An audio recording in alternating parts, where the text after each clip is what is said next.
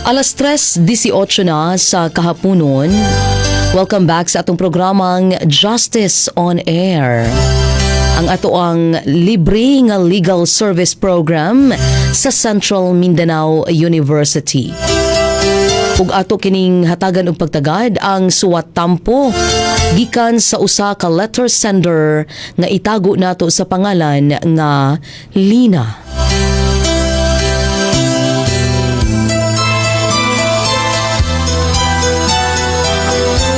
Dear Justice on Air, maayong adlaw sa inyuhang tanan. Ako si Lina, 32 anyos, usa ka working mother nga adunay duha ka anak. Human ko manganak sa akong ikaduhang nga bata. Nibalik ko sa akong trabaho isip clerk sa usa ka municipal hall. Apan pagbalik nako, giusab sa akong boss ang akong assignment nga dili na makatarunganon. Gipadala ko og field work nga layo kaayo. Bisan aduna ko'y gamay nga bata nga kinahanglang atimanon.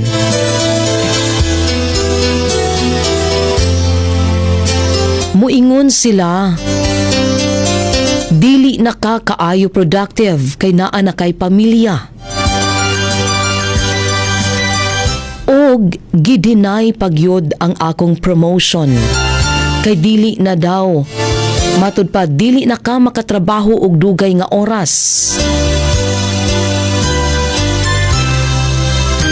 Sa among opisina, klaro kaayo nga ang mga lalaki nga tatay dili gyud gihatagan og sama nga treatment. Sila gipromote bisan aduna sila'y pamilya.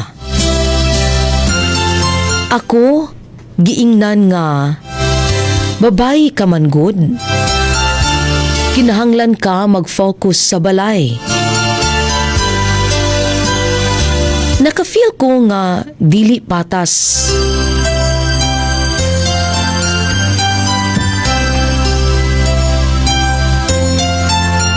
Og makaapekto gyud ni sa ako ang income og career.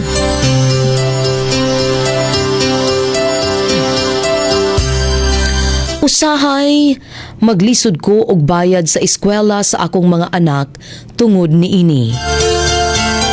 Aduna pay mga higayon nga kung mangayo ko og leave para atimanon ang akong masakiton nga anak, giingnan ko nga dapat ka mag-sacrifice para sa trabaho.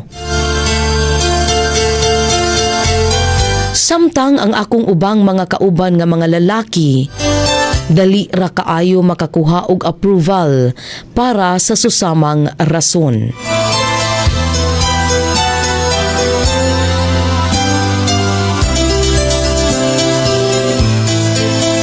Matag adlaw, mura ko gina-pressure nga piliu nako ang trabaho kaysa sa akong pamilya.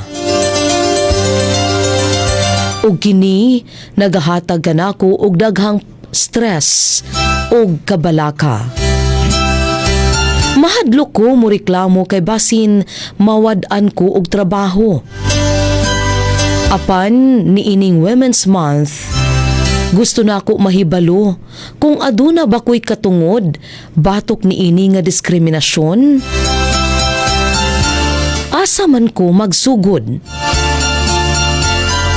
Salamat kaayo, Justice on Air, sa inyong tabang. Inyong magtatampo, Lina.